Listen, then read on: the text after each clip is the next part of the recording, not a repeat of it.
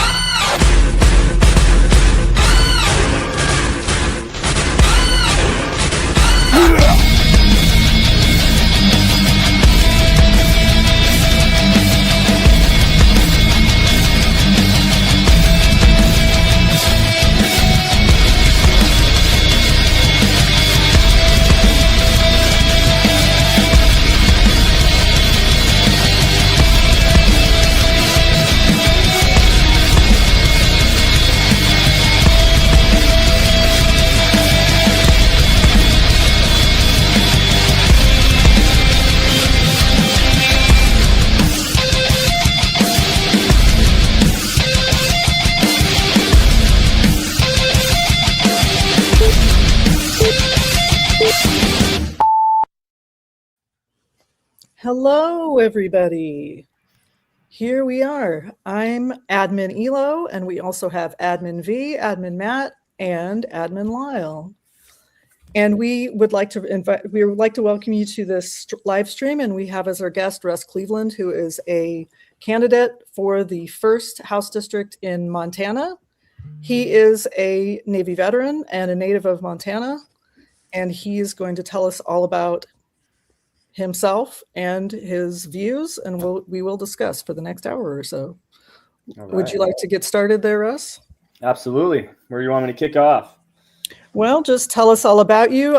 We all kind of had peeked at your website and some of your media town hall meetings that you'd done, and you've been out there doing a lot of work. And I met you at DC. I don't know if you remember me. I was at the Flare headquarters and came up and talked to you. Awesome. Because I'm from Wyoming, so there's a lot of the same issues in Montana as Wyoming. So I have made some notes about those things, but I assume that you'd like to take your own start about telling everyone who hasn't met you or looked at your website all about you.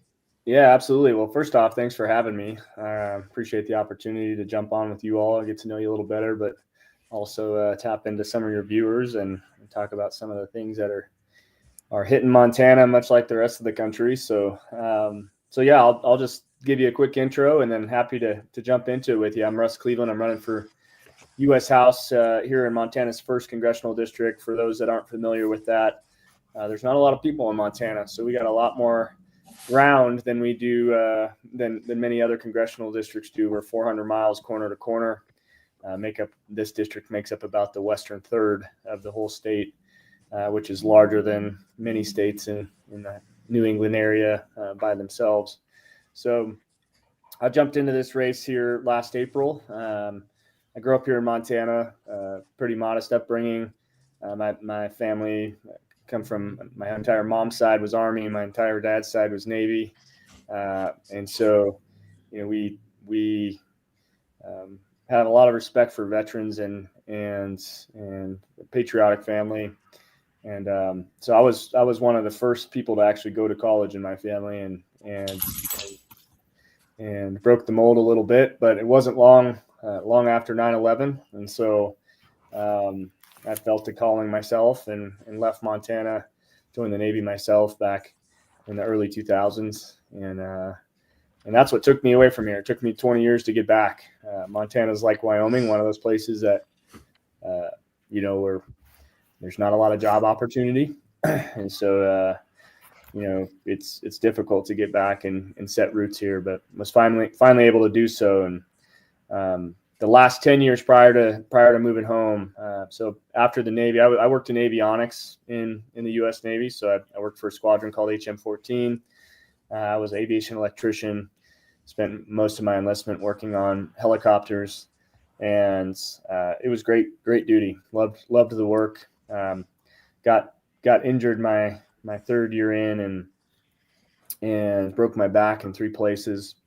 Oh, Jesus. And kind of ended my military career. What I was planning on being a career fell short, and through that process, really fell in love with health and wellness. I mean, the physical therapist and that whole whole team put me back together again. And I went from not being able to walk from the couch to the kitchen back to being, back to being able to work out again and big fitness guy. And so when I got out of the Navy, I went back to school and studied nutrition.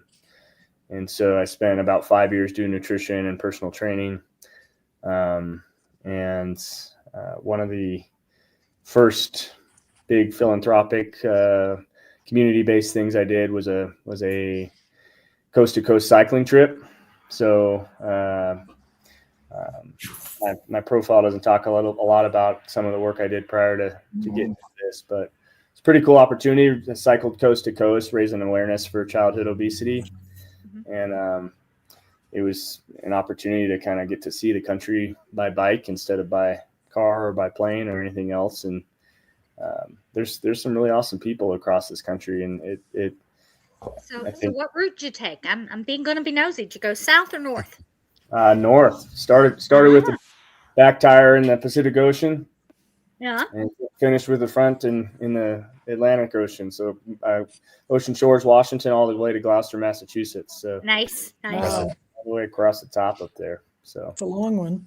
yeah. If you don't mind me asking, I know that I'm gonna interrupt and ask. So you're in health and wellness.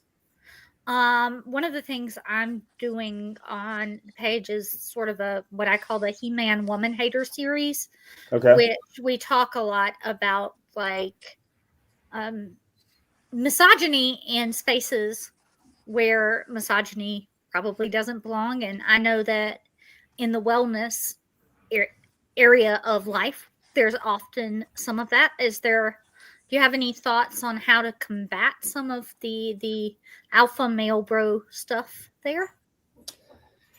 Yeah, I think, from my perspective, we've gotten to this place where, it's seen as, I think the Republicans especially have grasped onto trying to claim that masculine male persona, and much of that previous masculine male persona has also been a parallel identification of being misogynistic.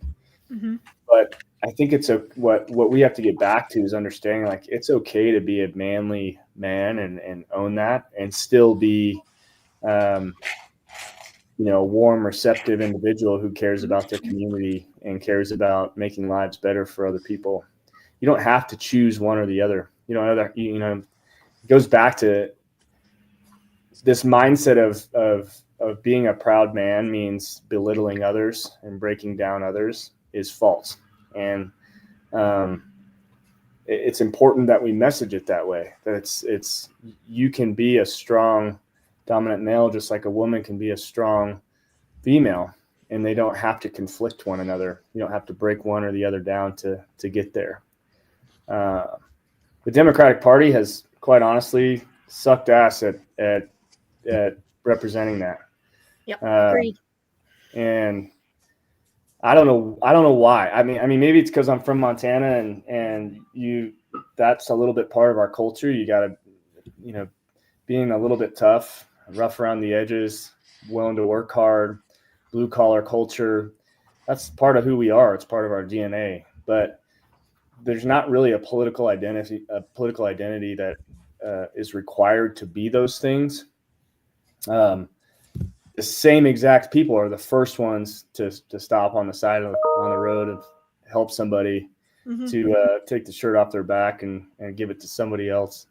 And it doesn't have to conflict one another. So, it's part of our upbringing. It's part of who I am. I think it's an important message that the rest of the party across the country needs to figure out quickly, because you got to stop sacrificing one to achieve another. Those are two separate things. So anyhow, yeah, happy to continue through the story. But from there, I went into finish grad school and got into finance and spent some time in finance and a lot of time helping small businesses. And fell in love with small business, really wanted to start my own small business. My wife and I were having kids at that time. And Colorado was a childcare desert. At that time, we were living in Colorado, much like Montana is. And there just was more need than there was supply for childcare providers. And so we decided to start a childcare business, and it took off. It's called Rocky Mountain Kids. So for the last decade, I've been running a childcare company. We grew the company to 42 locations there in the Denver area and took care of about 9,000 kids.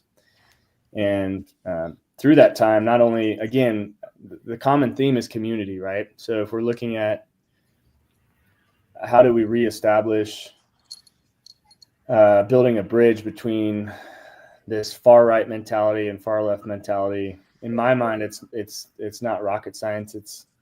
It's rebuilding community and getting people back to understanding that, like, we're neighbors first. We're not political adversaries. And childcare is essential in that. And what we saw through COVID was that the world doesn't function without it. It's one of those things that they want essential workers to keep working. Guess who needs childcare? Yeah, exactly. True. So it wasn't long. We had to pivot and run our centers a little differently, but the world realized that, oh shit, childcare is a foundational component to society functioning. People can't work if their kids don't have a safe place to go. And it's something we take for granted here. Public education is under attack, as we know. Funding for Head Start, Head Start's under attack. Funding for other childcare centers is under attack. Those are foundational components to any economy. So if you want to see the economy crumble, take those away and see what happens. Absolutely. I'm sorry. I'm going to stop interrupting you. I apologize. Don't. This is a conversation. I was just going to add to them. I was a business major in college, and one of the things that I think could be an opportunity for economic development are things like creating childcare subsidies for people, not for companies, or perhaps universal health care as an economic engine. Because, like, I am tied to my job because it provides me health care. If I did not have to be tied to a job, I would probably do something different. There's opportunity for growth if we seek it out. That's my opinion. Well, think about it this way. I mean, being a former small business owner, you want to know what my number 2 expense was was healthcare. Insurance. Yeah. Yeah. Number 1 is payroll. Like, we're paying into insurance for everybody else too. That's the number 2 expense. Yeah. And so you want small business to thrive. Yeah. That's just like if we had universal health care and you had health care without having to worry about sticking with one particular employer because that's the only place you can get health care. As a small business starting out, you likely can't, or you have to go to a marketplace that now with ACA rolling back, you're looking at jumping from $600 or $700 a month to now $3,000 a month. That's what our constituency is facing here. You're not going to thrive as a small business owner. You're going to collapse. And that's the reality of it. It is multifaceted in terms of the attack on rural America, on small business America, because we cannot sustain that type of activity. The same goes for childcare. We want to talk about affordability, but what people don't want to look at is, okay, yes, we have rent and we have housing, and yes, they're too high. But you would know what would make it more affordable for people is if their health care, which often costs now more than, with ACA rolling back, will be more than their mortgage, or more than their rent. Oh, Jesus. You subsidize that, or you have universal health care. Guess what? You can afford your rent now. You can afford your mortgage. Same goes with childcare. Most childcare, the average childcare in this country is $1,200 a month. Yeah, there's women that don't go back to work because they would just be paying for the childcare. Yeah. I mean, that's well known to me because I'm in mom circles. Yeah. So those 2 things alone could change the entire landscape of affordability in this country. Healthcare and childcare. Yep. Absolutely. You think about the economic impact that has for families and by extension, the communities that they're in. You're taking potentially one the, one salary out of your budget, basically, if someone has to stay home and watch the kids, whichever one that happens to be. And then you're also not getting health insurance coverage from one of the two. Now, they might be able to be on their spouse's insurance, which some do allow for it. Some of them don't, though. So you've got partial coverage in your household, but you've got to subsidize that with whatever the government's going to be able to put forth in different programs. And you look at the cuts that are going on there, and it's just like, where's the money going to come from for these families? How are they going to make their ends meet? You would think that this would be a place where we could get Republicans to understand and work with us on this, but they only care about the big business, and that kind of bothers me because it's the small business person and the people who are your everyday working people who are the drivers of innovation in our country, more so than these larger businesses. Well, I think the message is this. Republicans have been conditioned to be afraid of chaos. You want to look at everything that's messaged, whether it's, you can go through the timeline and look at, the most recent messaging has been trans, for example, or fear. It's all based out of fear. They're afraid of chaos. Healthcare, it will be, mark my words, this conversation will shift to a point where healthcare subsidies or healthcare support in any way is going to be framed as being chaotic, unorganized, socialized, whatever you want to say it, to create a message of fear, when in reality, actually the Republican Party, most people in that tent would benefit more from that bucket than those in the liberal side. And so it's kind of funny, honestly, that they're voting against their own interest in many aspects. Definitely. Of that. Look, that's been a hallmark of the GOP mindset for decades and decades. Vote for more tax breaks for the super wealthy because maybe someday you'll be a billionaire. The whole trickle down. You're on your way. Like, 2 more years. Yeah, right around the corner. Any day now. Yeah, any day now. We're still waiting from Reagan. Yeah. We're still waiting. Well, and this is the thing that I was going to ask you because of Wyoming and Montana being so similar. One of them is, how do you try to reach out to the conservative voters that are the majority in Montana when it comes to these things? Because they are voting against their own interests. We asked the same question to a Democrat running in Iowa, and she was in a very overwhelmingly Republican district. How do you go about that outreach? Because she had to be very, measured in the way that she talked to them. Yeah, I guess maybe I'm a little more reckless. I'm less measured, but I also, I think we're at a point here in this state where we got to stop tiptoeing around and just and call it like it is. It's at the end of the day that we're literally, people are choosing between heat and healthcare here, and much like Wyoming, Montana is not a very warm place. That's not really an option. You're not being given a choice. You're being pushed out of what should be a foundational component of your needs. Maslow's hierarchy, those foundational blocks when we're talking about food, water, shelter, medical care is one of them.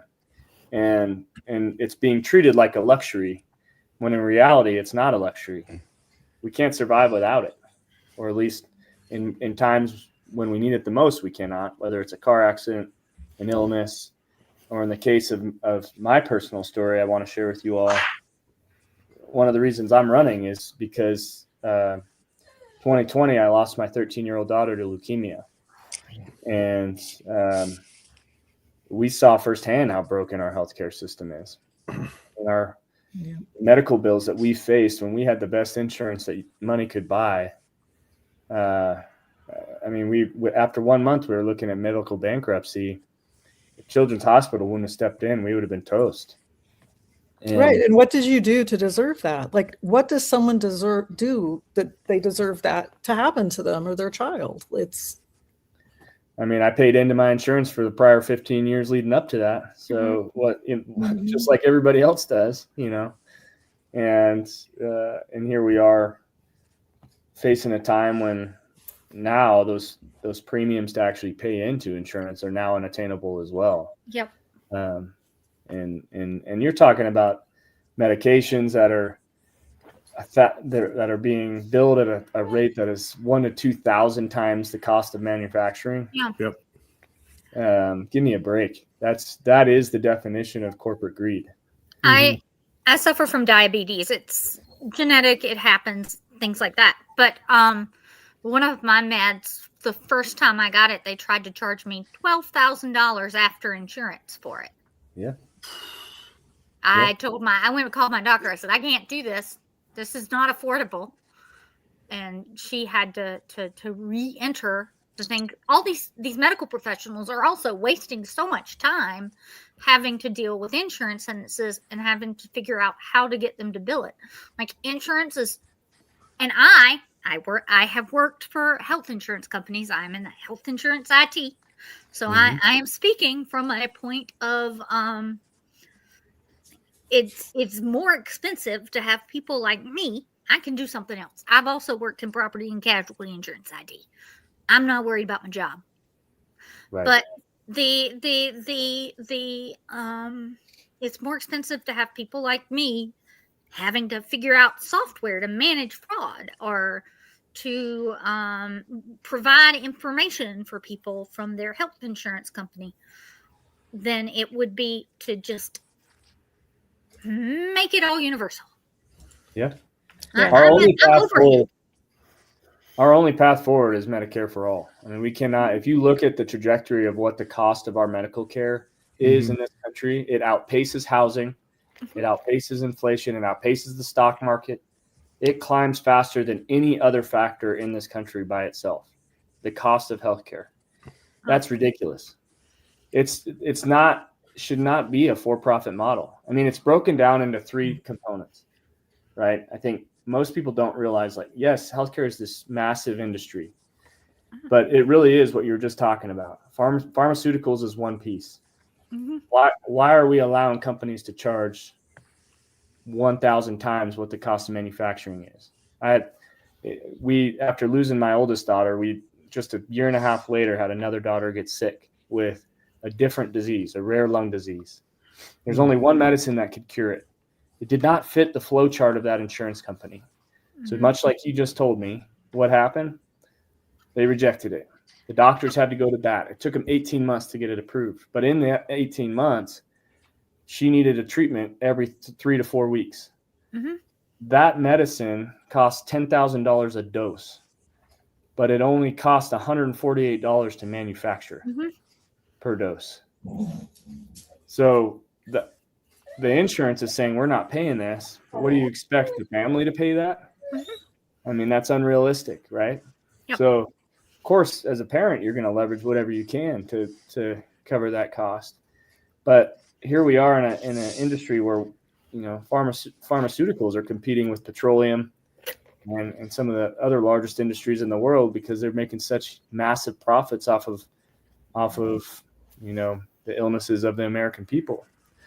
And in other countries, in other civilized countries, I don't know if that's a good word to use, but like countries with socialized medicine, they're not being charged for it. Like, so we're the only country in, I'm going to use the term and note the air quotes, first world that have this issue. And you look at the amount of money that those same companies spend lobbying our lawmakers to make sure the system stays exactly how it is, and you suddenly understand why we're the only ones without, because there's some money checks coming out. That's our money that they're lobbying with. That's what other people don't realize. We're the ones paying the 10,000% markup. Yep. So that they can turn around and lobby against us to keep that. I've worked in a couple. I've worked for something like I was just having a discussion with my family. Something like 16 different employers over 20 something years in IT, just from the nature of IT is that you end up getting moved around a lot. You were the first one on the cutting block. So at a couple different points, I've worked for a pharmaceutical company. I've worked for a major hospital network. I've worked for healthcare providers. I've worked for healthcare insurance. And it's not a mystery to them. They all know exactly how this train works. Mm-hmm. I remember a speech, and I'm not going to name which company it was. The CEO got up in front of a number of leadership and basically said that he had just gotten back from DC, where they had gone down and they had made a number of the other insurers from the area had made a generous donation to several lawmakers in DC, and that they had handed over the draft for the legislation they wanted them to pass. He said they're smart enough to know they don't have to think, they just got to sign. Just like, holy shit, that's evil, dude. Just admit to the thing in front of everyone. All right, that's where we're living in, right? Okay. I think we're kind of dancing about next point, which is campaign finance reform. Yeah, that's what I was going to say. That's another thing.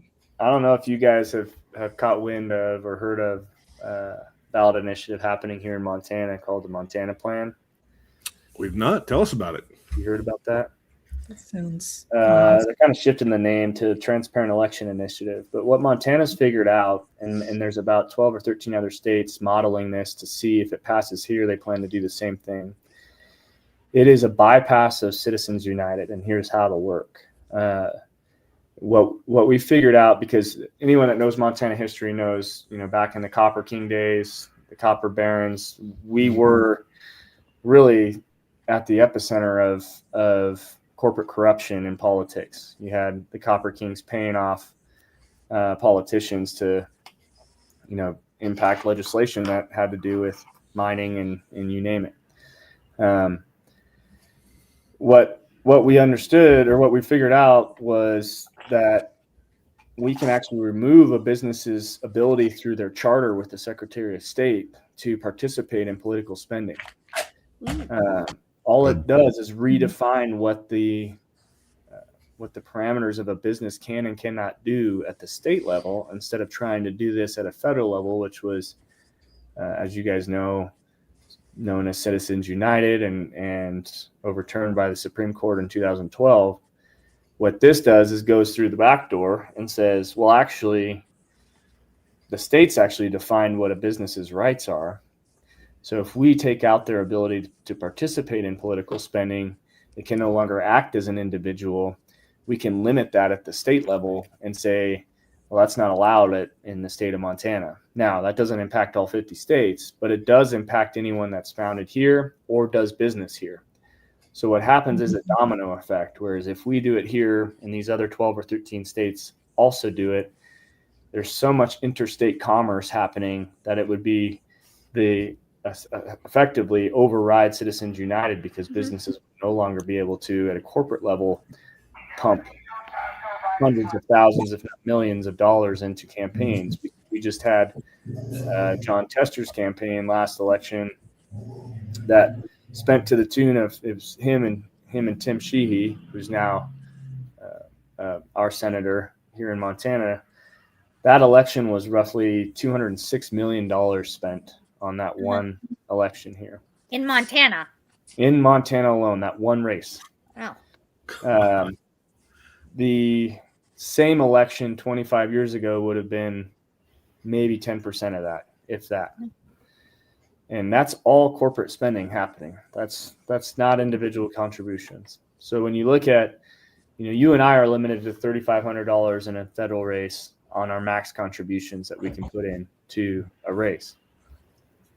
Is it fair to say that as a corporation, I can act as an individual, but I'm not, as an individual, aka a corporation, not limited to that same $3,500. I can spend as much as I want through my PAC to influence the outcome of that race?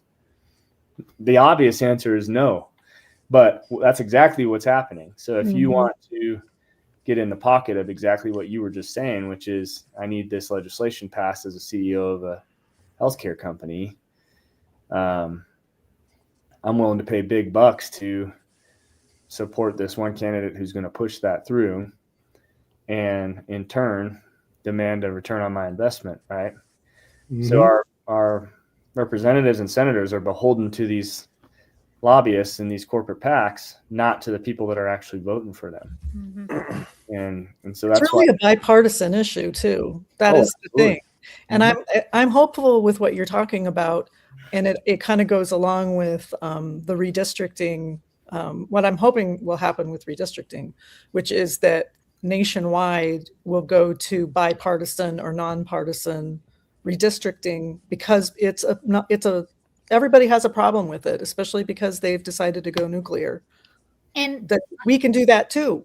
Yeah, I'm going to say that here in South Carolina, one of the things that is a problem for us for something like that is that South Carolina citizens cannot get things put on the ballot. It has to go through the legislature. So if the corporation's on the legislature, you can't get a bipartisan bill like that on the ballot initiative. The ballot. So like we tried to do it on a county by county basis with an organization I worked for in the past, but you can't get the signatures because you have to spend all day, every day, just going to get the signatures that you need, rather than trying to get it on the ballot at a statewide level, because like there are parts of the state that would never put it on the ballot.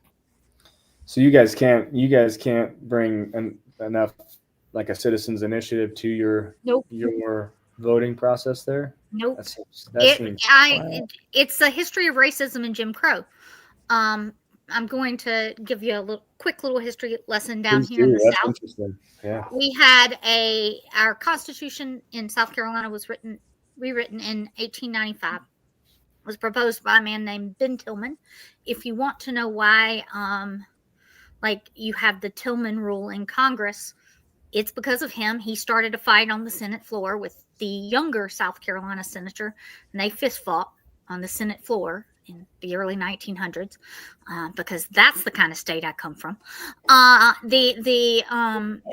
like he proposed a constitutional amendment, constitutional convention, and they didn't want in South Carolina until 1920. Most of the people who lived here were Black and former enslaved people, right? And they didn't want the citizens to have power, aka the Black citizens to have power. So they put in things like the grandfather clause and limiting the kind of power that South Carolina has. We have a very weak governorship.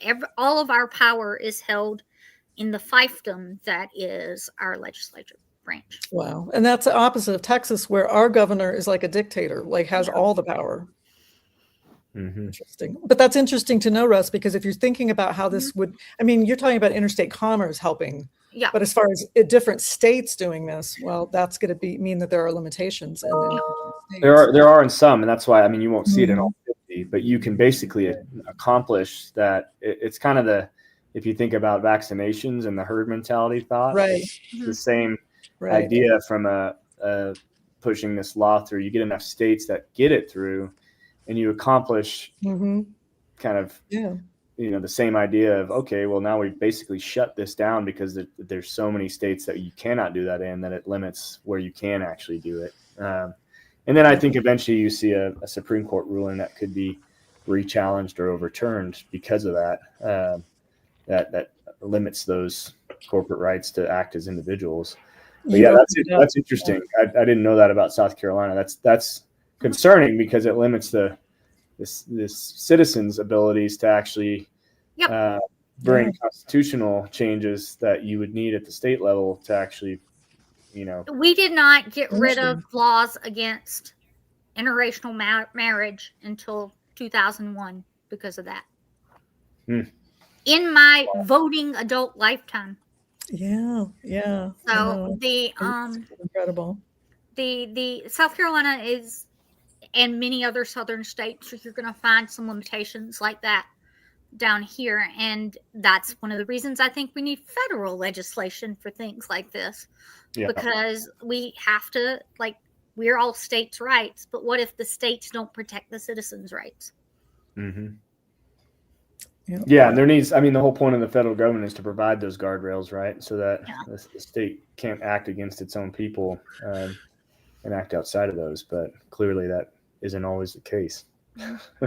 We found a lot of things that we thought were going to be the guardrails for things that are being burned down right now too. Like that can happen because there are people that think that's the kind of power that a president has, is to do whatever he wants. Yeah. So they're letting him. I mean, who's going to stop him? Most of the entities that would stop him are in the executive branch. So, here we are. That's right. And those who actually have the power to do it the whole reason we were in DC was they're not acting on behalf of it, right? Abdicating, abdicating their responsibilities. And what do you do when the federal government won't do what it says it does? Let's use the Epstein files as an example of that. I know, Matt, you've been doing some looking through them, and you're not finding a lot of Trump's name in there. And they said they weren't going to release them all. So what's missing?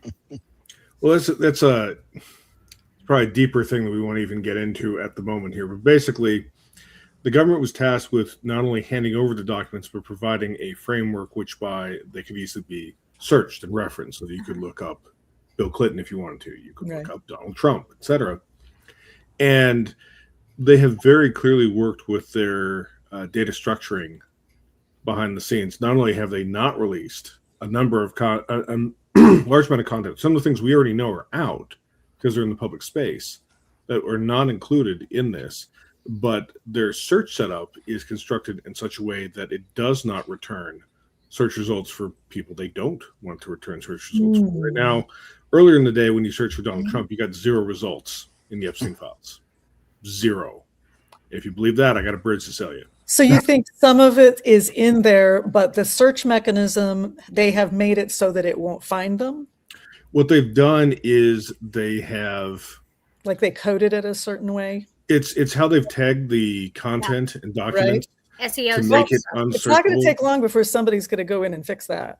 Oh, it's people like me with data engineering information and backgrounds have already pointed out that this is very clearly, deliberately designed to work this way. Right. They've done things like rather than take the text of a document, they've taken photos of the document. So it's not searchable. It can't be searched. So it's OCR. So, no, we released it. There's just no way that you would come up on this thing that's pile of millions of documents, unless you happen to randomly stumble across it. They've made sure that the key information that paints people they don't want to be painted in a negative light is not readily available and found. They've got a large amount of documents that they haven't released as well. I don't mean to suggest they've put stuff in there. There's still as well. It's that they're hedging it from both sides, and they're betting that they're not going to get, a lawsuit from Congress anytime soon on it. That the Congress will not be able to rally, in a unified bipartisan manner again to go after this. I think they might be wrong on that. I think they might see. We've gotten to where we are now. Yeah. I think they're also hoping that ongoing news is going to swallow this now that it's passed, and because the information is not readily available, they won't get a whole bunch of Trump headlines out of it. So they're hoping that this will fade from memory, just like they're hoping it would fade from memory at the start of this year, and that they can focus on, the ethnic cleansing or going to war with Venezuela for our oil. This is not a time served type judgment. I mean, you think about it's like, there's this ruling from a judge, and you're going to wipe out what is the deliverable, if you will, as time served. They were ordered to deliver something that is being only partially delivered. Yeah. Yep. They didn't comply. Look, if you or I were served with a writ that told us that we had to turn over the same kind of, this big trove of documentation, and we didn't do it, we'd be going to jail. That's right.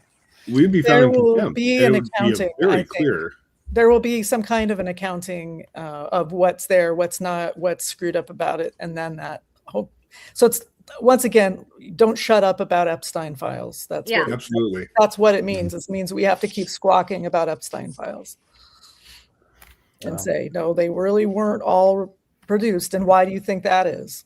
I think too, with the coming midterms, that if the Dems can retake the House, especially, and I think that they will, to launch investigations into the mid-tier people who have carried out basic crimes, who facilitated these things, and to just start referring them over. And DOJ may decide they're not going to punish people for, prosecute people for committing these crimes.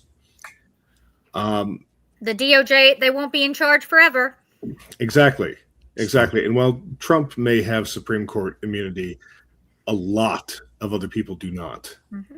And a lot of people are going to be on the hook for things that they're doing this year and next year. Oh. And I'm just hoping that I'm hoping Dems find the stones to follow through on this. And I mean this kind of nice. I'm sorry, Russ. I'm going to stop talking because I have just things I want to discuss, and I got to get sidetracked very easily. But what happened with that Venezuelan ship was a war crime, even though we're not at war. Yes. Would our veterans like to weigh in on Hexen? How much time do we have? Yeah, it's one of Lyle's part-time jobs. is to deal with public exposés and whatnot. I'm just going to call it whatnot. Oh, that's fair. I'm personally concerned about the man's competence. As I understand it, he served most of his time as an 03 captain and was promoted to major at the end of his career. And I would say that's a middle manager. You can't go from being middle manager to like CEO overnight and expect competent results. The other thing that really concerns me about him, when you hear him speak about his time in service, he doesn't say when I resigned my commission, when I got out. He said when I was separated. Ooh. And that to me is a huge red flag. I don't know about you, as my DD 14 doesn't say separated. It said I got out RE1. Yeah. So separated does somewhat imply requested to leave. Separated. Yeah, exactly. The usual meaning. That could be something pretty benign, like failing a PT test too often. I mean, I've seen that happen, but that's probably not a SecDef candidate, somebody that's separated. Well, he does what he's told, and he's a shill, so there we are. Well, he would be a very good press secretary, I think. Yeah, right. I mean, that's what he's doing most of the time. Actually, in fact, he's not really. Want to say anything, or we getting into?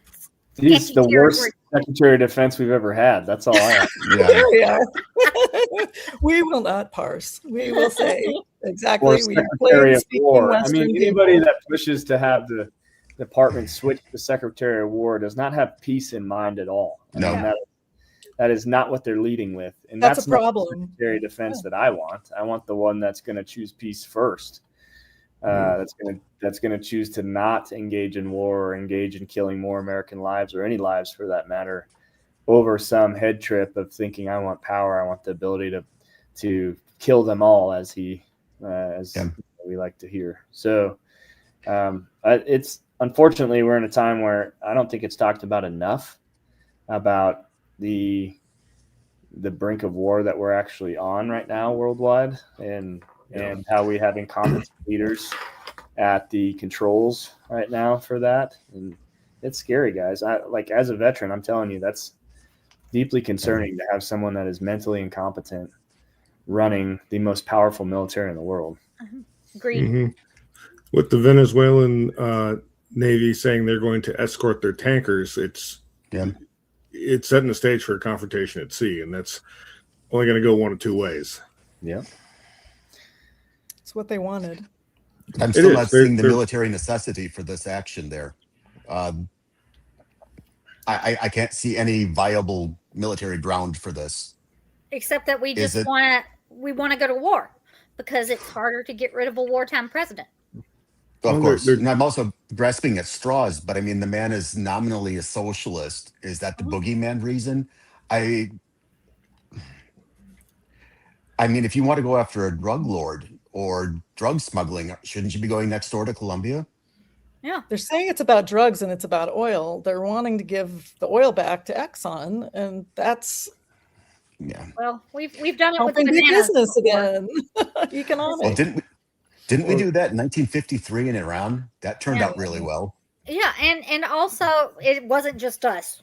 The Iran thing was also British the too. British. Oh, But Didn't blame the British enough for things in the last 7 months. Let's get them in this. 1953. we did a lot of shit in South America, but the British were definitely big on the Iran thing. Yeah, the South America stuff, that's pretty much all on us. That's us. Well, they cleaned house in 1977. There were a bunch of reforms that came through. Reagan did a few more, and we've been a little bit better about stuff like that since, at least. Yeah. Looks like we're going the opposite direction now. Yeah. Unfortunately.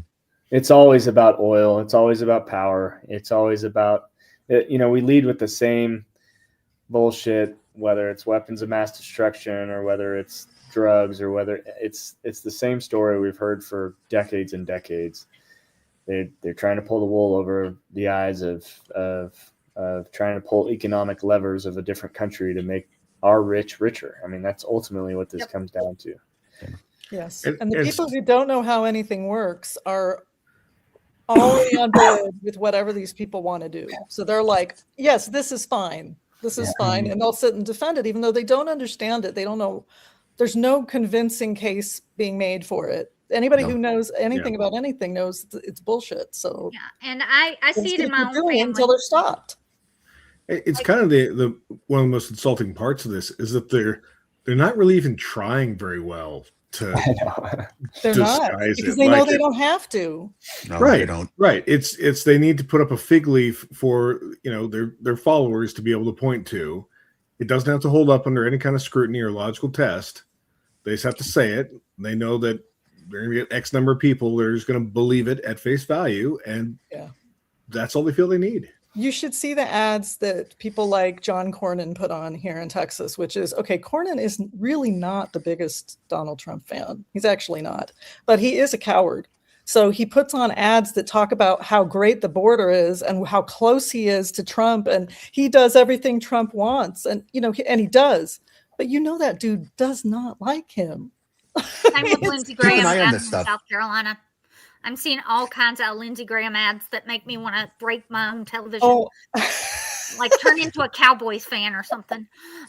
Anyway, let me jump in just for a second here. Did you guys see? I don't have her name in front of me. She's the Republican senator from Oregon. Just announced she's not running for re-election. Oh, really? Yep. Yeah.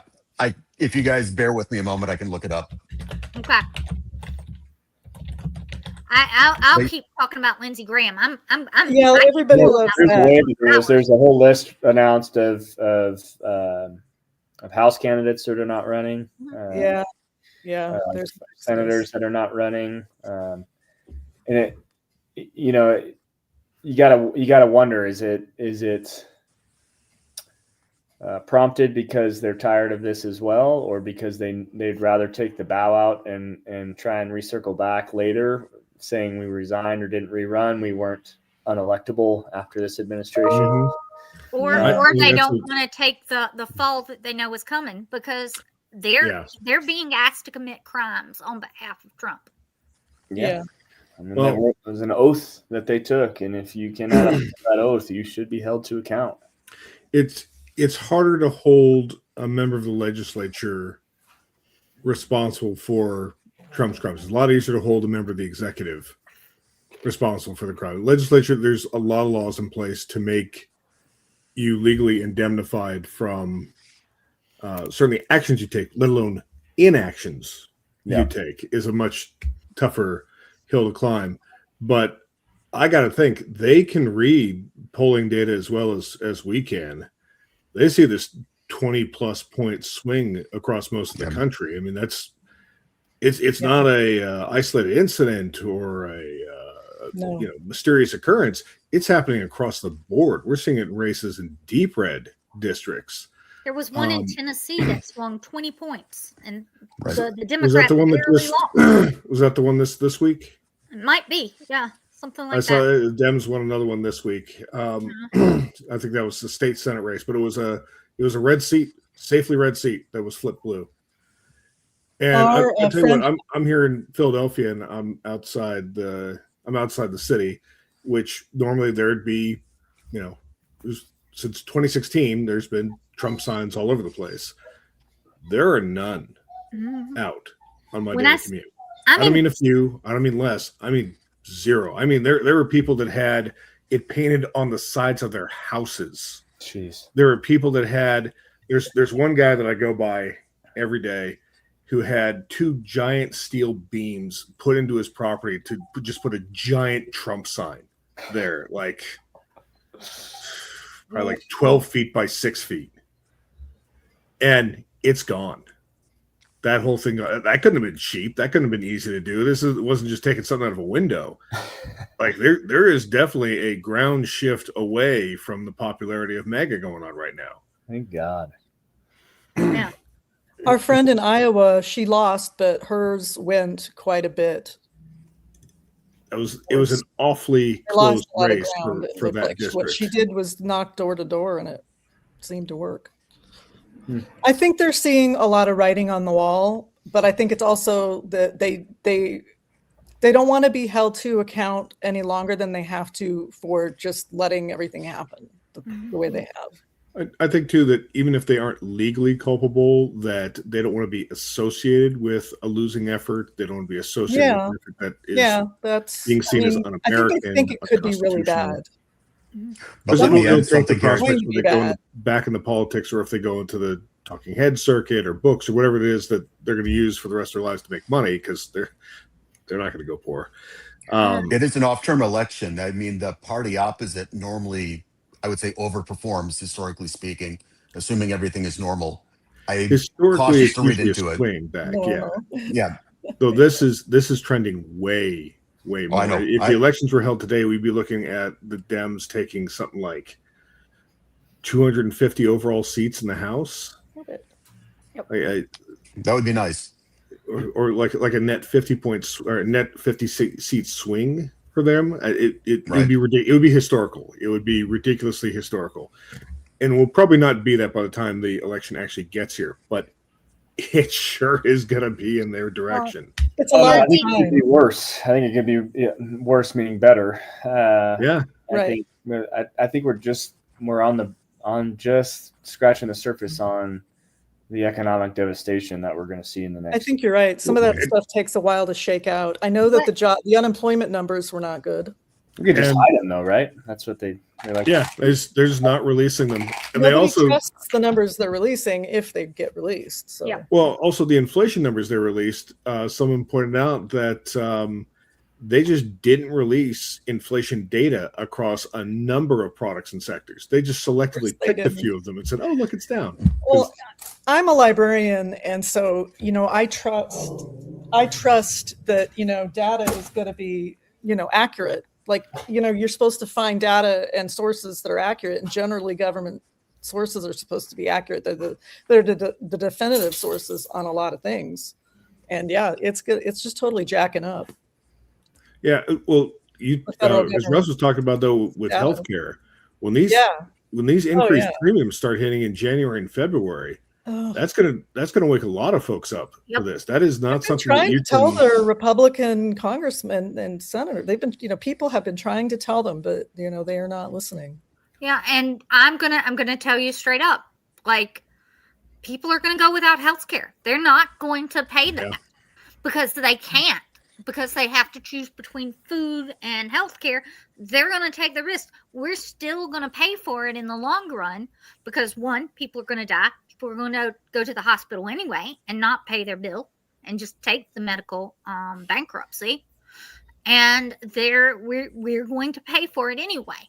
And that is why these people are so stupid, and why I am going to be honest, y'all.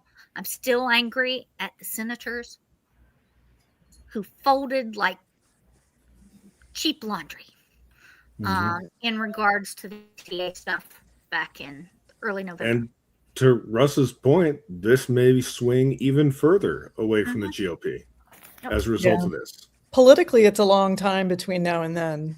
I mean, a lot of things can happen, Yeah. but what realistically could we expect would really change anything? Even more things will be on fire. Yeah, well, somebody People in front of die. me is talking Departments about after rural themselves. hospitals. Like, people are literally going to die because there are no longer doctors. And while that goes on, Trump will be building like a 50-foot golden statue of himself in the middle of DC. Yeah. You know, it's like his priority is what can I put my damn name on? It's there's nothing else beyond it. There's nothing for the American people. There's nothing for the country as a whole. There's nothing for our system of government. There's nothing for any of our departments or none of our way of life. It's all about him. Yeah, selfish. Yeah. Trump RX is supposed to redeem him, I guess. I would also like to point out the Patriot Games, y'all. Oh no. What in the Hunger Games is going on out there? Look, you're downplaying it, but right now my district has a 5.8% better chance of winning and getting fed this year. All right, so I'm not here. Jesus Christ. Well, I don't know if you guys saw, but it's a little ironic because speaking of Hunger Games, I was endorsed by Josh Hutcherson, who plays PETA on. Very nice. I literally just got off the call before you guys. I was speaking to Billy Ray, who wrote the Hunger Games, and it's odd how some of the parallels that you brought it up, but it is true. There are that in The Handmaid's Tale. I'm like, good Lord. Yeah. I can't bring myself to watch it. Supposed to be manuals for what to do. They were supposed to be fiction. I cannot watch it. Margaret would say. I'm living it right now. No. My daughter's about to live it. My daughter's going to turn 16 this year, and we're still in Texas, and it's not good. I don't like it. Well, I think if there's any hope, I'll tell you. I've seen the tides turning here in Montana. We some of our most rural communities that would have had 10 to 15 people turning out for events that are deep red areas and had a dozen or so Democrats showing up are having 60, 80, 100 people turn out that are that's crazy. Largely previous Republican voters who are pissed, and it's good for them to be pissed, right? We're at that point where it's like, that's what we want. You don't have to say, I fucked up, I'm sorry. It's the fact that you're turning out and showing up and willing to listen to somebody that's different or potentially on a different ballot or ticket than you would normally vote on shows that you're willing to at least acknowledge that there's an issue. And I think we're seeing that across the country. I mean, Montana's thought to be red. We're historically pretty purple. Our last two governors before this one were Democrats, and Wyoming used to have Democratic governors too. Yeah, and of course we had John Tester for the last 20 years. That was Democrat, and I think it's people are seeing like there is some beauty and balance to have a little bit of sanity and balance on the scales. So I miss the days when politicians could compromise. I'm not gonna lie. Like, I miss the days where people weren't so afraid of losing in the primaries that they weren't unwilling to put their name on a ballot that makes children safer in schools. Yeah. Seems really rare lately. Which leads us to wanting a strong man who can make decisions and act quickly. Yep. Though at the no same compromise. time, and again, to throw to something that Russ had brought up earlier, states, particularly like Montana, have a long history of a independence streak to them. Yep. And it's surprising they think that a heavy-handed government is going to play well to a populace that does not like that. Mm-hmm. Yeah, it's kind of a quandary in Wyoming too. I mean, one of the issues that they've not been quiet about not liking is the selling off of public lands. I was going to ask you about that, Russ, because I definitely, when I was taking the temperature of Wyoming media and voter discontent about that, really it was across the board.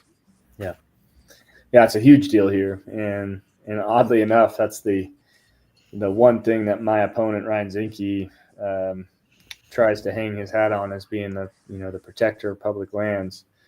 And to give him credit, he did raise his hand in the last kind of argument or sale from public to private. But his voting record outside of that little press moment is very different. Meaning, are you actually supporting? Let's look at what public lands require. They require funding to actually maintain. They require staff to manage, from parks to our forestry department. They require contracts that are in favor of the public lands, not in favor of the corporations exploiting the resources out of them. You can't vote for rolling back royalties on these corporations and give them free rein to extract resources off of those public lands. You might as well have sold them because they're no longer accessible, nor are they, to any public benefit. To the public benefit. That's right. And so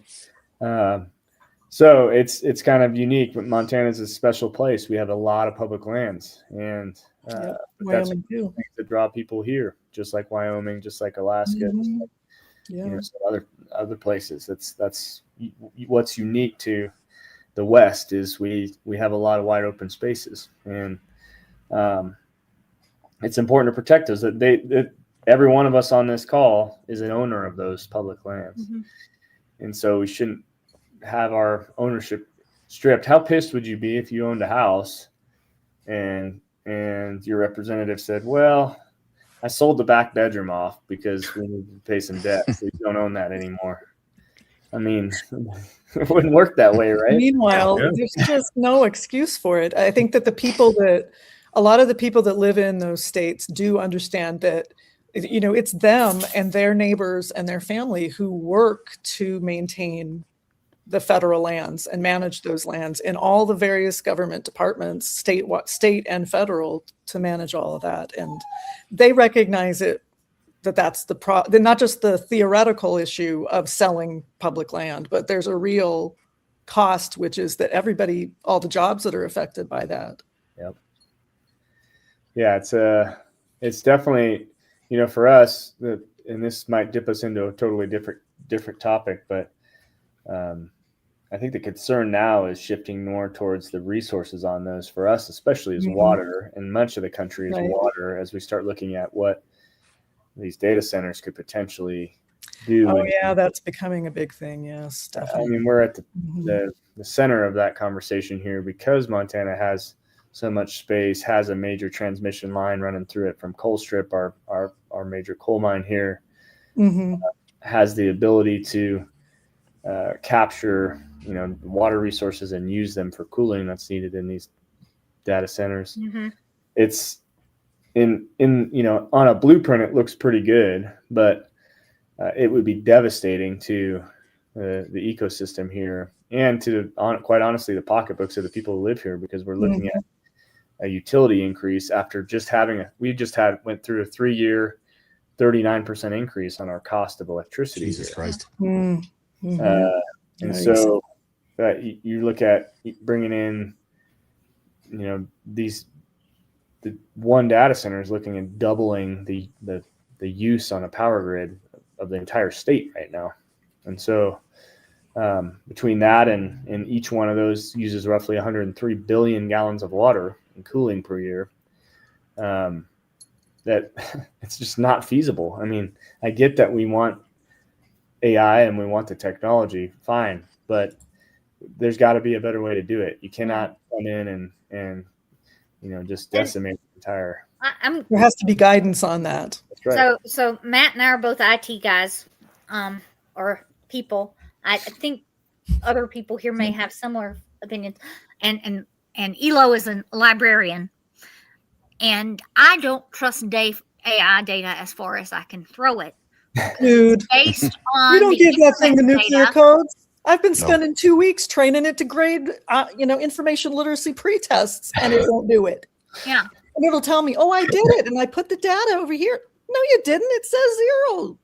Yeah, I get so There's the mad. nuclear If you codes. want to know another commercial that makes me want to throw things and break my television, it's the commercials I'm getting now for AI, because I'm like, Why are you doing this? Why are you trusting this? It is trained on random Reddit posts. Yeah. Why are you trusting this information? That's the data they're talking about. Reddit. It learns from input, right? So if you, it's the same as if you were to send your child to school, and your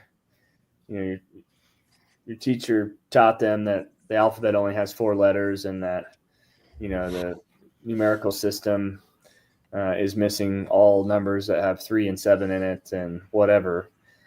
That effectively is what you can do with AI. You can train it to be as stupid as you want, just like you could train it to be as smart as you want. So if it's not, that's part of the guardrails we're talking about. There's kind of 3 components. There's the privacy issues that we're looking about. Yeah. Is when you're plugging in a system that can compute in the thousands upon thousands of times faster than current data systems, but then you're attaching it to a data scraping model that has the ability to, like Palantir, to invade even things like trusts and wills and property reports and things that can scrape huge amounts of data quickly and compile them and cross compare them. That's one guardrail we have to be concerned about. The second is when we're looking at what is the inputs. If we're trying to build something so fast that it's not taught the right way, you have a stupid brain that's acting recklessly, and it's equivalent of having Pete Hegseth running the, And AI in some cases is fine. There are use cases for it that are excellent. I'm going to tell you, if it helps with like data processing, and you can control the input, because garbage in, garbage out, y'all. Exactly. That's what we say. And then I think there is a use case there for AI, but trusting it like ChatGPT or Gemini with giving you the right answer and is just not going to work, because you have to control what it is fed, and if it's fed bad info, it's going to spit bad info out. You still have a human aspect. It's not a person. Yeah. It doesn't have like the ability to discern what's real and what is fake. Except, of course, when it actually is a person. There was the story this summer of the startup that Microsoft invested in that was a new AI company. Turned out to just be 700 guys in India just responding to all the prompts. I didn't hear that, but I saw that coming. I think we had a post up about it at the time, but it was literally just 700 guys typing at the computer to answer your questions. Now that's job creation right there, I guess. It's they got millions. The guys who ran it got millions and millions, and I don't think they quite got away with it, but they were looking towards that exit. The whole idea that it's going to replace a bunch of people is like, yeah, but what people are we talking about? Like, what jobs are we talking about? You still got to have some oversight here. Yeah. Well, I mean, even where you have simplifications and streamlining with AI, you still have to have a human set eyes on it to check it, because it's the loss rate and the mistake rate that AI generates at this point is still way outside our guidelines, whether it be for safety guidelines for things, whether it be quality control. That's not it.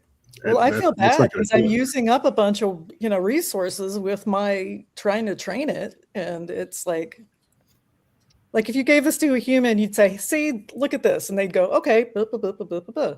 It looks at it and goes, "Oh, that's a null cap. That doesn't have the capital letters where I think it should have them." Like, what?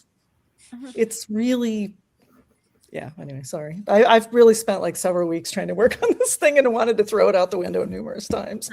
Thank y'all for letting me talk about this. This is a point of annoyance for me.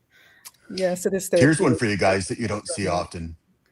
As an educator, I see guys cheating in academics with AI all the time, and it's really crystal clear when somebody hands in something that's obviously written by AI in about 30 seconds.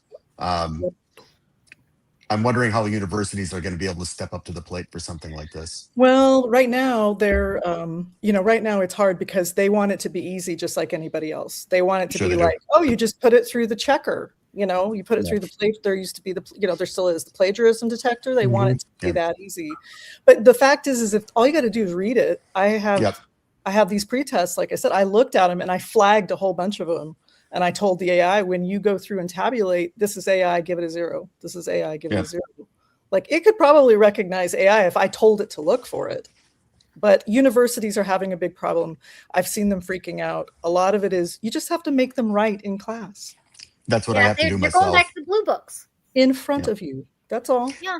Handwritten. You can't cheat handwritten. And the little dirty little secret is they use it too, and they don't want to tell their students.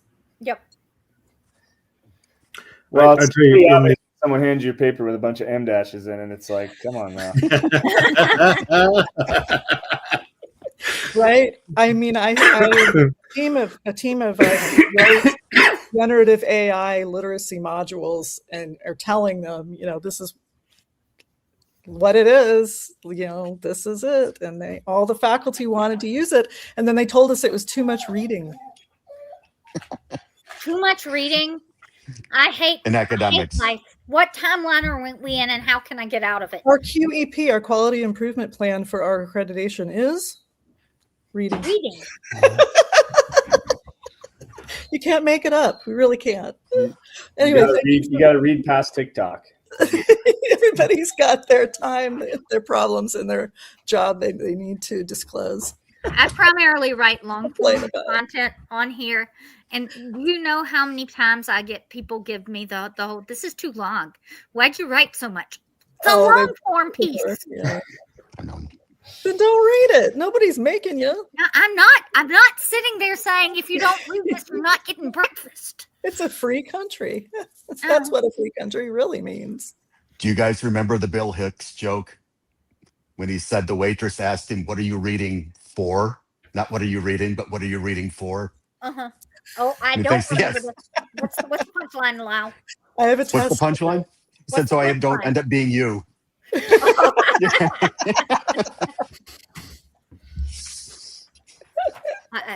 Yeah. Sorry. Wait. Now we've gotten a little wild and crazy and off topic. Elo, do you want to rein us in?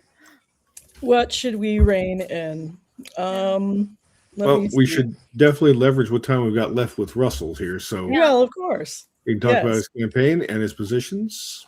Yeah, you want to do a little fire away Q&A or what is some topic that we haven't discussed that you have found is an important one when you're out there doing your town halls? Yeah, we touched on public lands. Of course, that's a big one here in Montana. We talked a little bit about healthcare. We've talked about. What about housing? Yeah, housing's a big one here in Montana, because I don't think most people realize that we are the most expensive place to live now in the country in terms of proportion to income. So you have house prices that are equivalent to LA in places like Bozeman, but you've got median income that is equivalent to Kentucky. Mm-hmm. We're $42,000 on the median income scale, but like I said, a house in Bozeman, Montana, 3-bedroom home in Bozeman will cost you $800,000. And so it just doesn't pencil out, right? I mean, that's the side of it. Part of that's driven by desire to live here. It's a pretty awesome place. But the other part is supply and demand. It's literally rural communities are imploding on themselves, and there's sawmills and that sort of thing are closing that were historically the economic engines of those communities. So there's not homes getting built, but there's people moving to these communities that can work remotely or are retiring here and bringing money in from outside that can drive the prices way up. But what that does to the people that are historically from here or are trying to work a middle-class job here is drives them out, and they just simply can't afford. Well, there's no surplus of apartment buildings or anything like that they could move into. So it's literally a housing shortage as well. And there's no impetus for anybody to build anything particularly either. I mean, that's the case in Wyoming anyway. That's right. You have what you have. That's what's there, and there's not a lot of new things being built. And you already talked about the employment issue. Yeah, exactly. And for us, it's not like we exactly have an administration that's interested in building affordable housing. They're interested in supporting the Yellowstone Club members, for example, here in Montana, which is your 1%ers who that is a $40 million home that they visit for 2 weeks a year in the crazy mountains. And so it's one of those things that's just like kind of a combination of several different factors that have made it literally suffocate the middle working class here. And we don't have a representative that's doing anything about it. Ultimately, there are some stimulus type things that could be done from promoting builders and small businesses to use funds that could inevitably be used for affordable housing. There's some of it's state and local level that would have to be done, but from a federal level, it honestly just comes down to, are you willing to invest in affordable housing in places that need it the most, like Montana? And of course, the answer right now is no. They're not willing to invest in anything but tax breaks for the ultra wealthy. So what are some of the ideas that you have that you think you can propose legislation on and things like that around that? Yeah. So from a federal level, again, it's important distinction is what is federal, what can be affected federally versus what could be done at a state or local level. Yeah.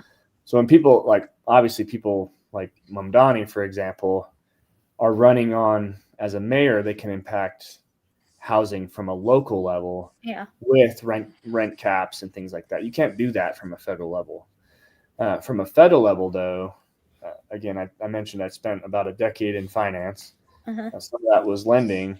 There are some federal lending reforms, easy federal lending reform that we could do to promote housing availability for people just to have access, because the average age in 1960 for a first-time home buyer was 23.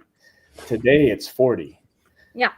And so that's a pretty steep jump. I mean, you're talking about almost double in the last generation. And the reason that is because we had a higher tax rate on that ultra wealthy in the 60s and the 50s.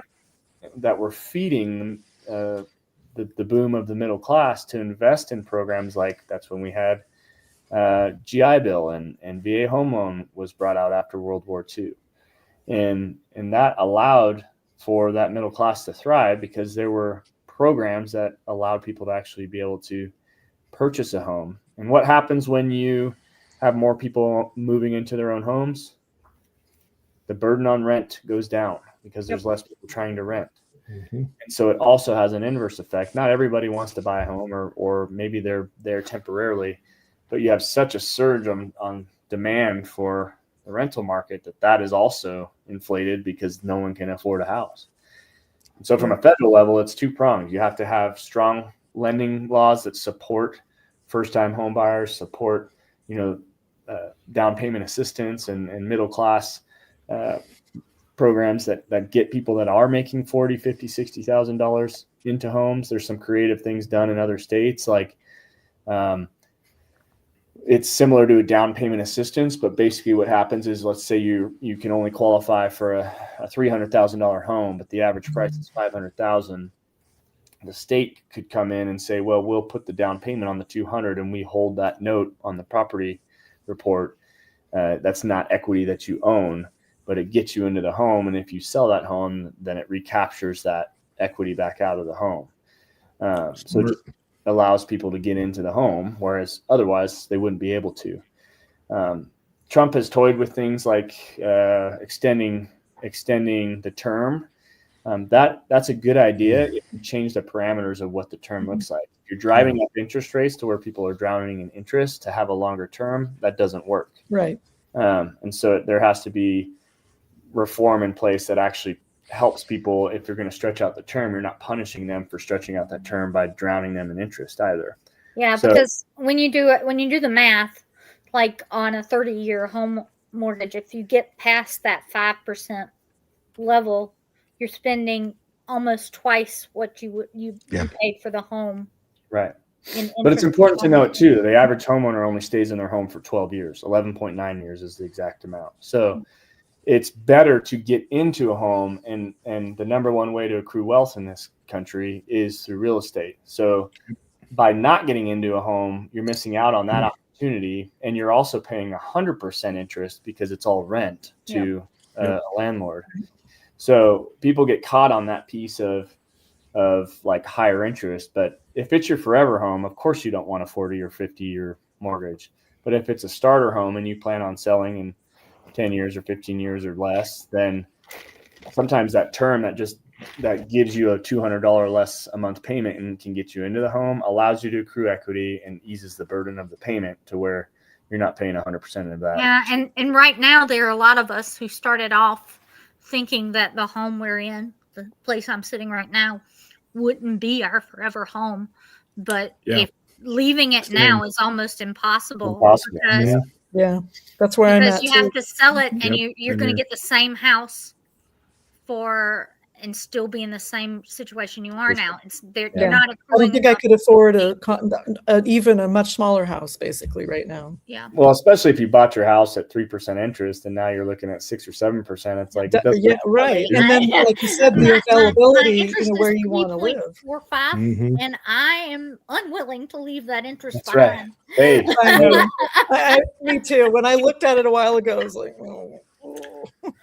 Like my home has basically doubled in value since I got it, not all that long ago, just because the local real estate prices are insane. But it's like, well, that's great, but where would I move to? Yeah, everything else has gone up twice as much too. I just argue with them about the taxes, because that's what gets you in Texas is the taxes. So my value keeps going up, and I keep arguing, no, it's not worth that much. It is not. Stop it. Yeah. So that, and there's some federally, there's some things you could do on that. Again, property taxes are a state issue, but I think there could be some federal support to say, hey, you cannot raise property taxes by 30% on someone year over year. That's unethical. We have a cap in Texas. We have a cap. We do not in Montana. We're getting killed. Mine went up 30% last year and the year before. Yeah. Wyoming's are so dead cheap, you can't even believe. That's why people will live there. Like my parents moved across the border from Nebraska because it's so much dang cheaper. Yeah. I mean, there's people in our state, they bought their house 15, 20 years ago. They're paying more in property taxes now than they did for their mortgage when they bought their house, just in taxes. Yeah, that's what I'm doing now.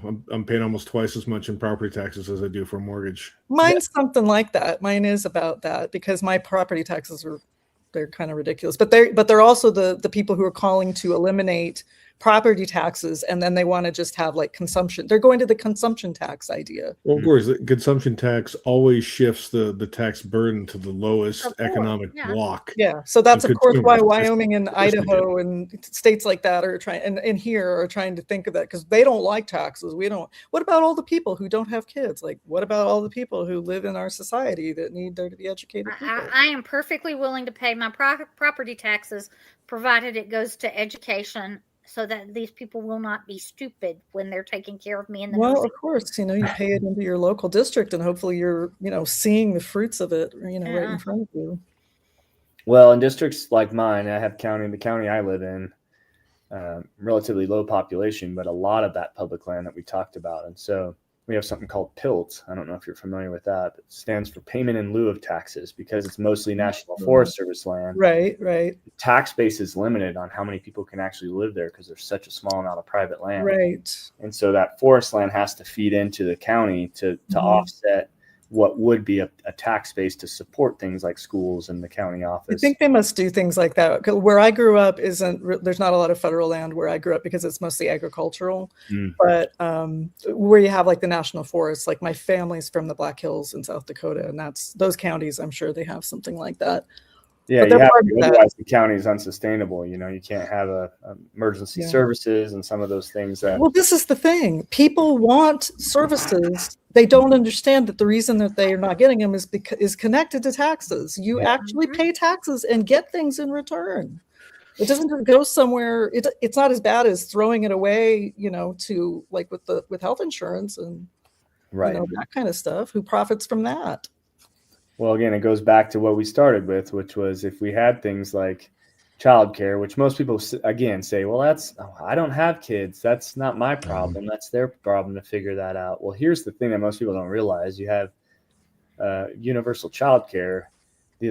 For every dollar spent in childcare, the local economy grows by 4 to 9 times. Yep.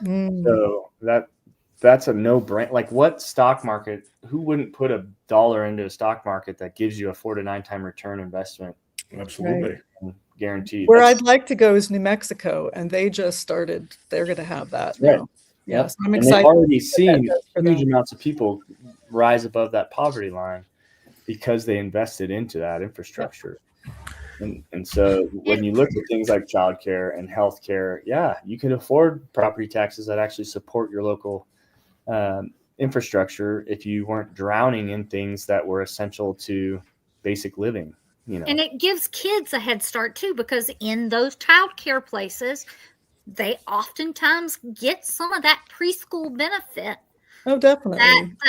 Of being around adults who can teach them to and socializing and socialize and do all of the things that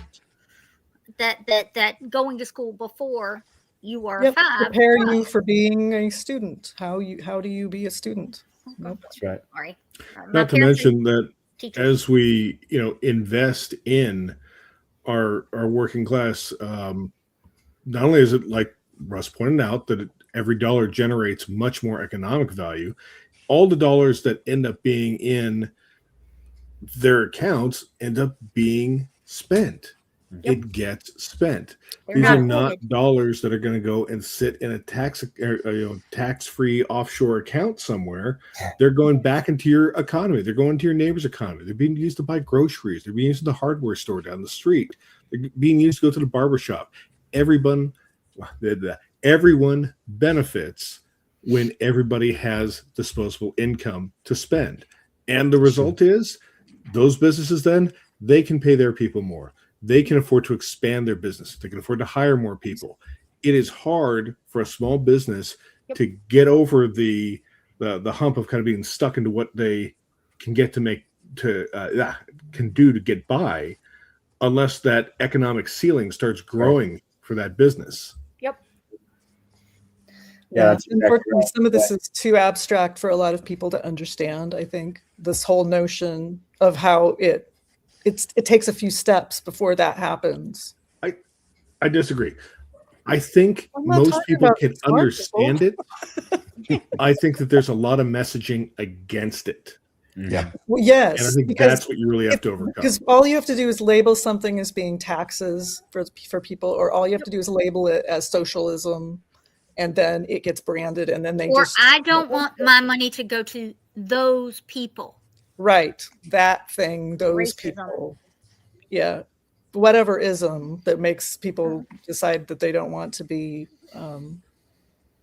human. And again, we're back to where we started the show this evening, talking about fear and how fear drives people. It does. I mean, it's the percentages, right? And James Tallarico is really good at crafting this message. We've also extracted the same data, but you're talking about, they want to craft a message of fear against, trans people. Well, they're 1% of the population. Or against immigrants. Well, those illegal immigrants, if that's what you want to call them, is literally less than 1% of the population. We're looking at the wrong 1%. Yep.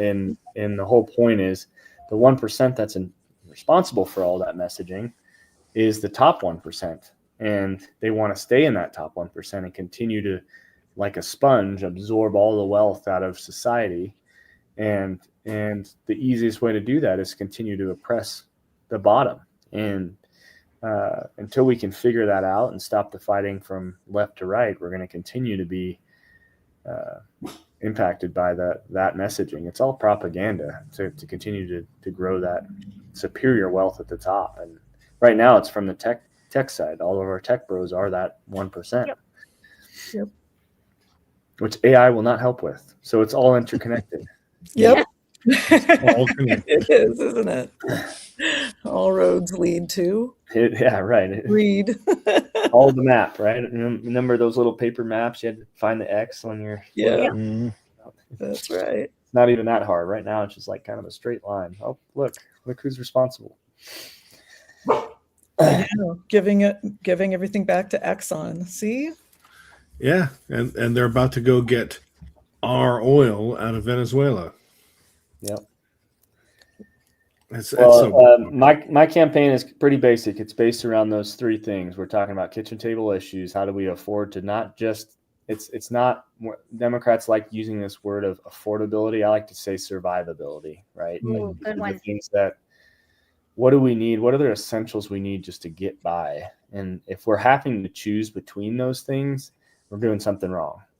And so it's bringing back the support systems that actually allow you to, you cannot thrive until you can survive. And if we're really trying to get people to focus back on the American dream, you can't do that if you're wondering if you're going to have to choose between food and keeping your lights on. That's not realistic. Or choose between, like I said earlier, heat and healthcare. That's not realistic. Mm-hmm. So we have to get back to a place where we're looking at, hey, as a society, we're willing to say, yes, we want everyone here to at least be able to survive without struggle. And that is a net positive for everyone, whether you're at the bottom or at the very top. If the bottom does better, guess who else does better? The top. The same people at the top. There's so much wealth in this country that, you think it's not finite, it's not, wealth isn't finite. There can be plenty for everyone. But I think people get frightened of this whole, the people that talk or when they use the terminology of like a minimum minimum income and things like that, that definitely buzzes for them, things like socialism or communism. Yeah, it isn't, but that's the kind of, propaganda. That's right. And capitalism, I think the capitalists out there need to understand that our capitalist model is failing right now.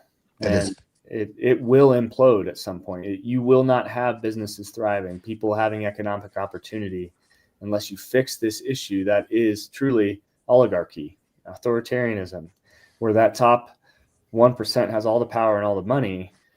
We've done away with the whole model that we started on. And so, great. If you want to believe in that, fully support that. Guess what? It's not working that way right now. So let's fix it.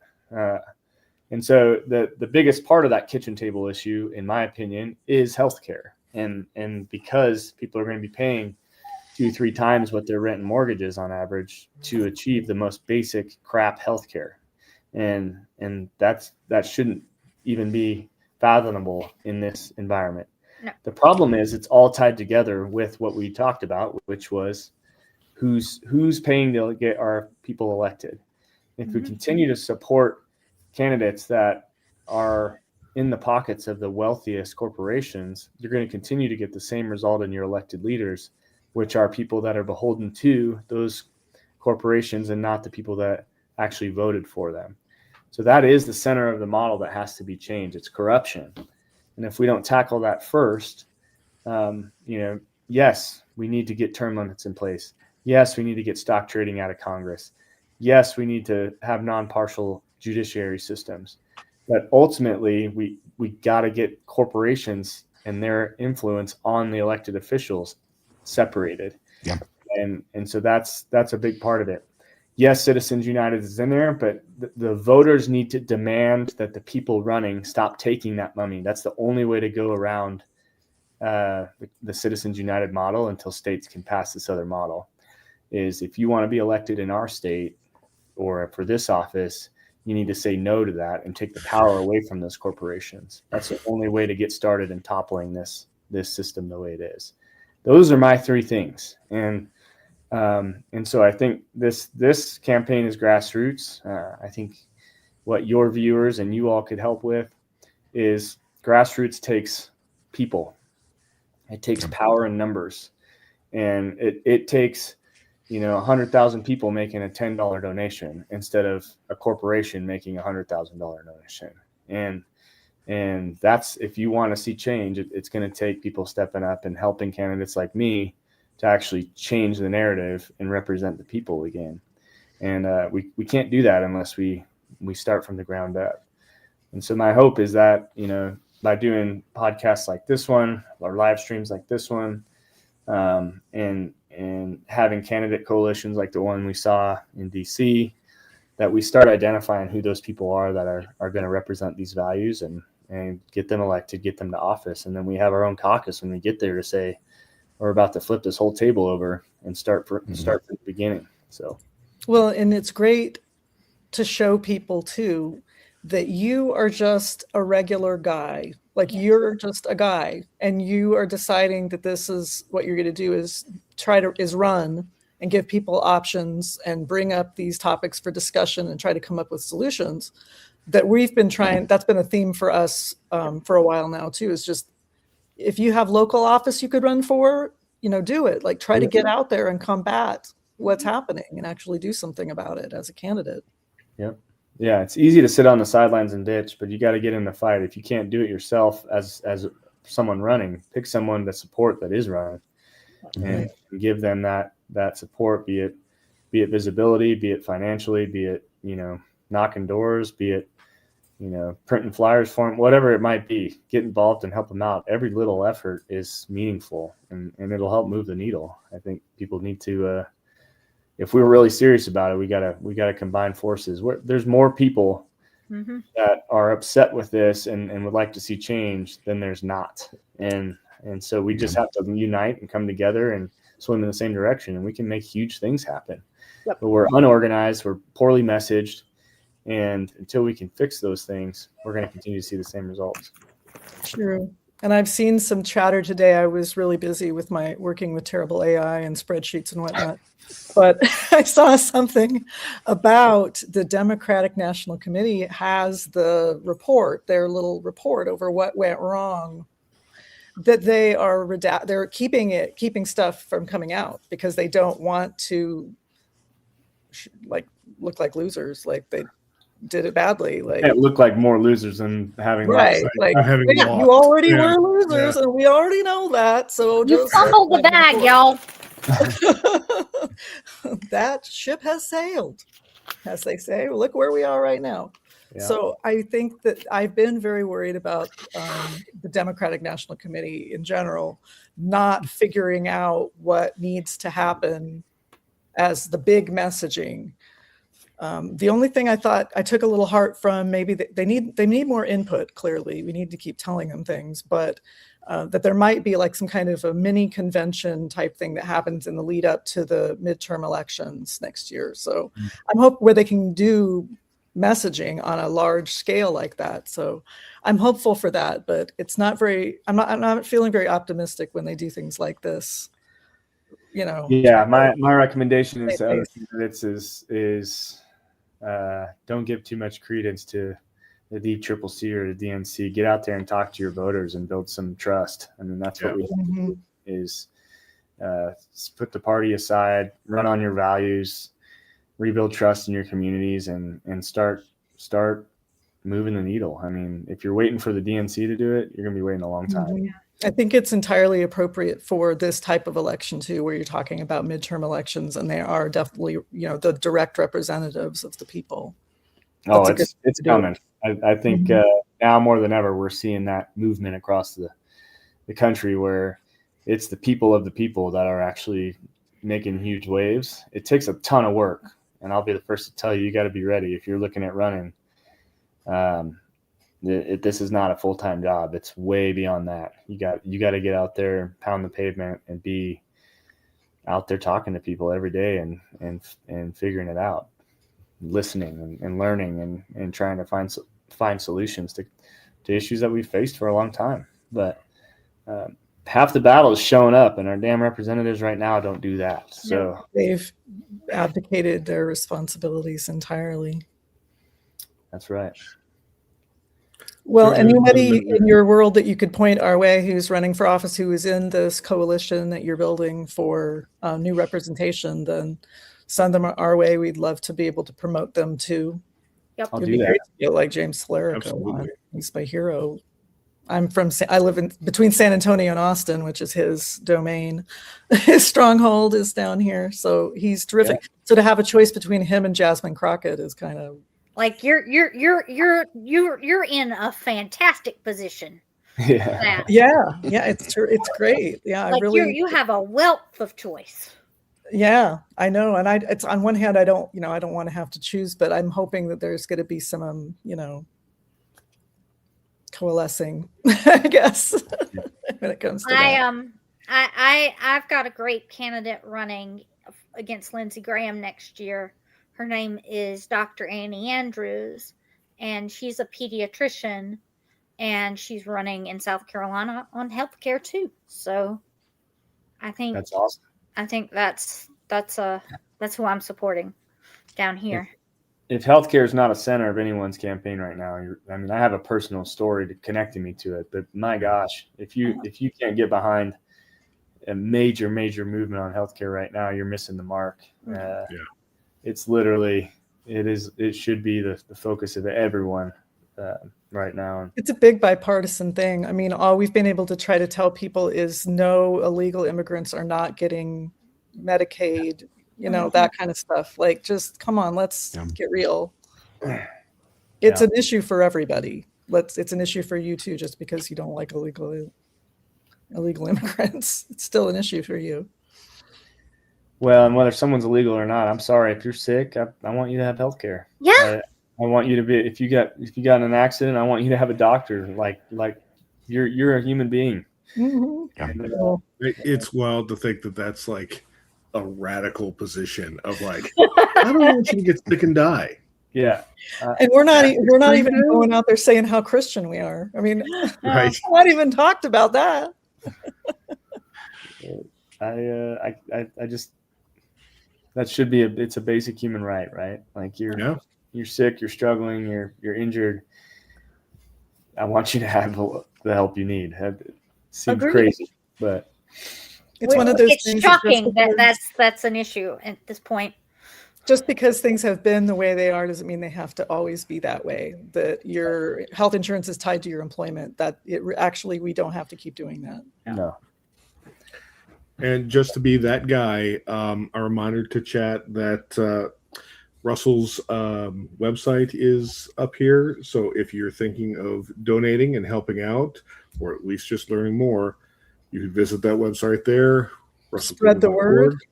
Spread the word. Pass that along. Make that $10 donation. Yep. Or more. Don't stop you.